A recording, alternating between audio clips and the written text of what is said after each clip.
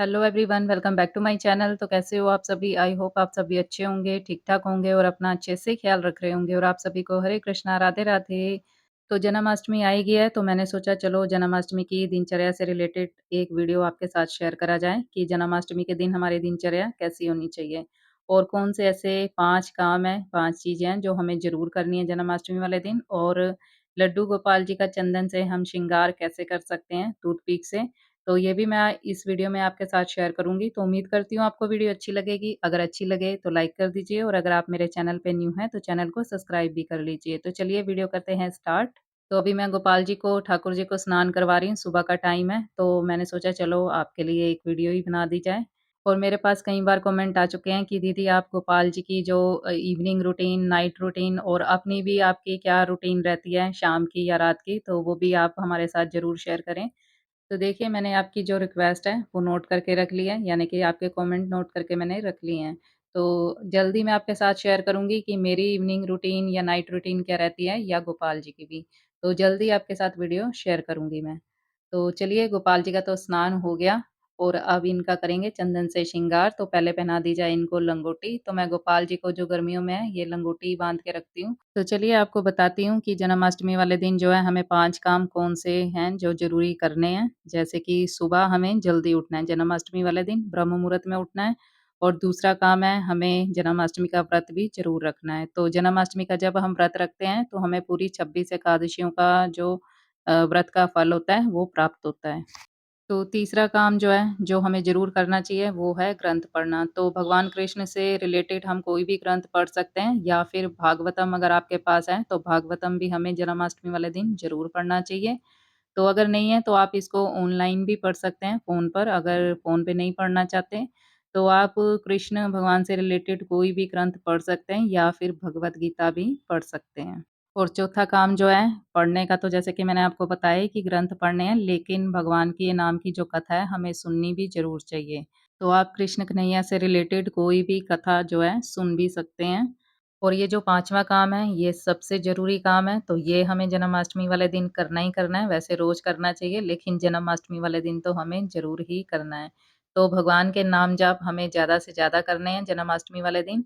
तो आप मंत्र जाप भी कर सकते हैं, जैसे कि ओम कृष्णाय नमः, ओम गोविंदाय नमः, ओम केशवाय नमः। तो ये वाले मंत्रों का जाप आप कर सकते हैं या हरे कृष्ण महामंत्र का जाप भी आप कर सकते हैं। जैसे कि हरे कृष्ण कृष्ण कृष्ण हरे हरे, हरे राम, राम राम हरे हरे। तो आप इस मंत्र का जाप भी ज़रूर करें ज़्यादा से ज़्यादा। तो चलिए अब लड्डू गोपाल जी का, बाल गोपाल जी का कर लेते हैं चंदन से श्रृंगार। तो गोपी चंदन मैंने लिया है और अष्टगंध चंदन भी ले लिया है, जैसे कि मैंने आपको दिखाया। तो ये मैंने टूथपिक ले लिया, तो टूथपिक को थोड़ा-सा कर लेना है गीला और ये मैंने लिया है थोड़ा-सा गोपी चंदन। तो गोपी चंदन हमें गोपाल जी को लगाना ही लगाना है और इसमें आप कोई भी चंदन जो है ऐड कर सकते हो, यानी कि जैसे मैं अष्टगंध चंदन इस मिक्स कर लेती हूँ तो एक अच्छा-सा येलो कलर आ जाता है। तो आप इसमें केसर चंदन भी डाल सकते हैं या फिर पीला चंदन भी मिल जाता है मार्केट से, तो आप वो भी ले सकते हैं क्योंकि इससे जो होता है कलर काफ़ी अच्छा आता है। तो येलो कलर वैसे भी हमारे गोपाल जी का जो है वो फ़ेवरेट है। तो मैं अष्टगंध चंदन मिक्स करके जो है गोपी चंदन में लगाती हूँ। तो जितना चंदन आपको चाहिए आप उतना चंदन निकालें गोपाल जी के श्रृंगार के लिए और फिर साथ के साथ जो चंदन वाली डब्बी है वो बंद करके रखनी चाहिए, क्योंकि ये होता है कि इसमें जो खुशबू होती है वो उड़ ना जाए इसलिए। और अब कर लेते हैं बाल गोपाल का श्रृंगार। तो आप गोपी चंदन में कोई भी चंदन मिक्स करें पर इसका जो पेस्ट है अच्छे से बना होना चाहिए स्मूथ सा, तो तभी जो गोपाल जी का श्रृंगार है वो अच्छे से होता है। तो पहले मैं एक साइड पे लाइन ड्रॉ करती हूँ, फिर दूसरी साइड पे और फिर एक यू शेप मैं दे देती हूँ। तो लाइनें एकदम सीधी होनी चाहिए क्योंकि गोपाल जी का जो तिलक है वो हमें अच्छे से लगाना है। तो ये देखिए यू टाइप जो है ये बन गया है। तो गोपाल जी को मैं यू शेप वाला तिलक लगाती हूँ, उसके नीचे लगा देती हूँ एक बिंदी। तो अब गोपाल जी का तिलक तो लग गया है और अब गोपाल जी के माथे पे श्रृंगार कर दिया जाए, आँखों का श्रृंगार कर दिया जाए। तो आईब्रो के ऊपर मैंने चंदन से एक लाइन ड्रॉ करी है आईब्रो की शेप की। तो ये दूसरी साइड भी मैंने बनाई थी, तो इसको भी अच्छे से पोंछ देती हूँ क्योंकि ये मुझे थोड़ी-सी ठीक नहीं लग रही, तो दोबारा से बनाती हूँ मैं।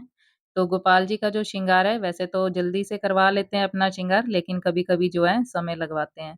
तो गोपाल जी का जो चंदन से श्रृंगार हमें ज़्यादा से ज़्यादा करना चाहिए क्योंकि गोपाल जी को जो अपना चंदन से श्रृंगार करवाना सबसे अच्छा लगता है।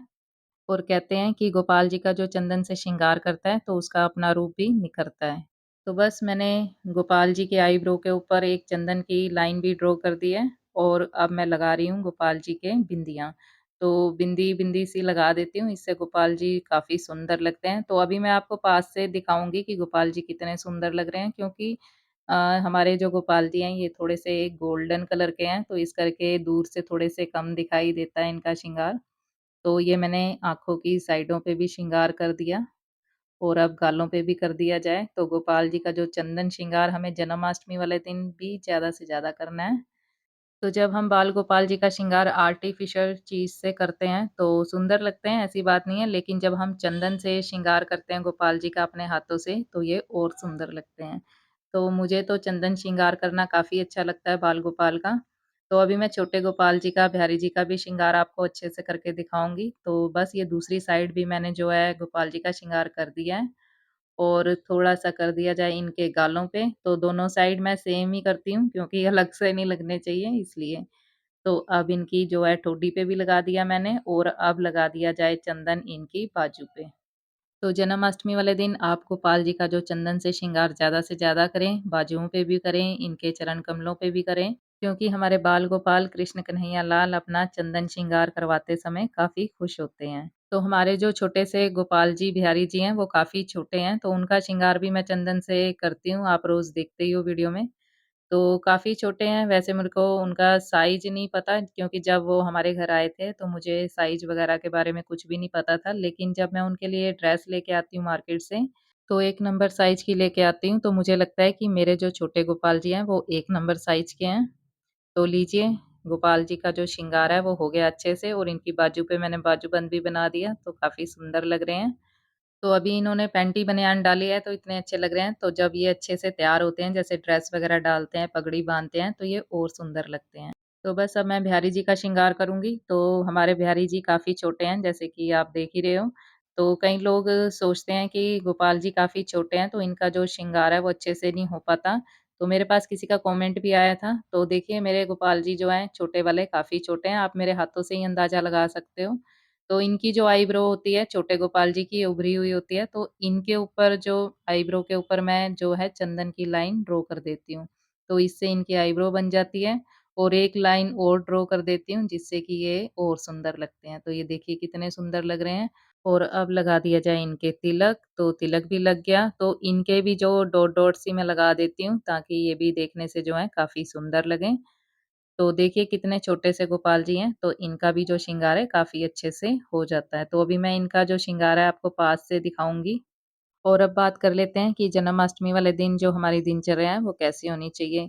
तो सबसे पहले हमें ब्रह्म मुहूर्त में उठना है, जल्दी उठना है जैसे कि मैंने आपको पहले भी बताया, खुद स्नान करना है, गोपाल जी को स्नान करवाना है, पंचामृत से स्नान करवाना है गोपाल जी को और इनको नए वस्त्र धारण करवाने हैं, अच्छे से चंदन से श्रृंगार करना है इनका और इनको फ्रूट का, दूध का और दही का, लस्सी का भोग हम लगा सकते हैं। तो उस दिन गोपाल जी को अन्न का भोग नहीं लगाया जाता जन्माष्टमी वाले दिन।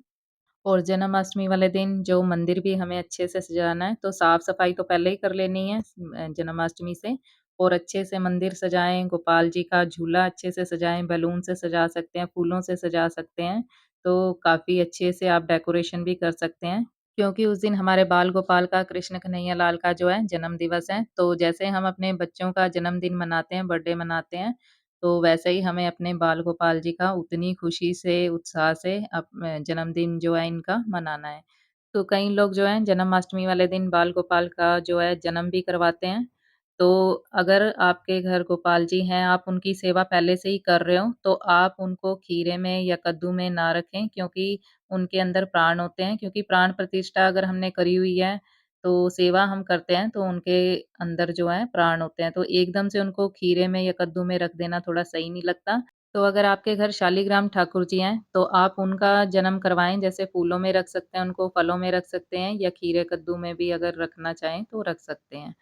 तो आप ऐसे गोपाल जी का जो है जन्म करवा सकते हैं, शालीग्राम ठाकुर जी को जैसे कि फलों में रख के। तो अगर गोपाल जी की आप सेवा पहले से कर रहे हो, तो फिर उनको खीरे में या कद्दू में ना रखें। या फिर आप ऐसे भी कर सकते हो कि अगर आपके घर शालीग्राम ठाकुर जी नहीं हैं, तो अगर आप बाल गोपाल जी का जन्म करवाना भी चाहते हो, तो आप गोपाल जी के पास में जैसे फलों के साथ खीरा भी रखें, तो जब जैसे 12 बज जाते हैं, गोपाल जी का जन्म होता है, तो आप खीरे को कट करें एक सिक्के से, तो ये भी उनका जन्म जो है, हो जाता है। और जन्माष्टमी वाले दिन हमें रात के समय खुद भी स्नान करना है, तो 12 बजे से पहले हमें पहले खुद स्नान करना है, उसके बाद फिर गोपाल जी को स्नान करवाना है, पंचामृत से स्नान होगा गोपाल जी का सुबह भी और रात के समय भी। और उसके बाद गोपाल जी को वस्त्र पहना के उनको बाँसुरी भी ज़रूर पकड़ानी है हमें हाथ में रात के समय और इनकी आरती करनी है, तो आरती आप कुंज बिहारी जी की करें। और उसके बाद गोपाल जी को धनिये की पंजीरी का भोग लगाएँ, माखन मिश्री का भोग लगाएँ और दूध का भोग भी ज़रूर लगाना है और पंचमेवा पाक अगर आपने बनाया है, तो वो भी गोपाल जी को भोग लगाया जाता है जन्माष्टमी वाले दिन, तो उसका भोग भी ज़रूर लगाएँ।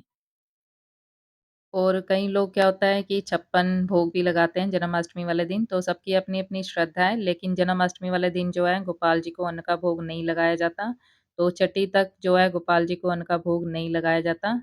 और जन्माष्टमी वाले दिन आप गोपाल जी को दिन के समय विश्राम भी थोड़ी देर ज़रूर करवाएँ क्योंकि सुबह से जागे हुए और रात को भी देर तक जागना है, तो इसलिए तो दिन में ज़रूर विश्राम कराएँ थोड़ी देर।